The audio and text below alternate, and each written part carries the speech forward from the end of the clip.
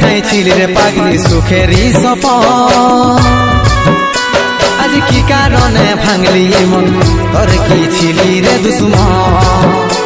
তুই স্বামীর ঘরে যারে সাথে থাকি সুখে বারে বারে মনে পড়ে তোরে শাসন তোর দুনিয়ায় আসবো না আর যারে সাথী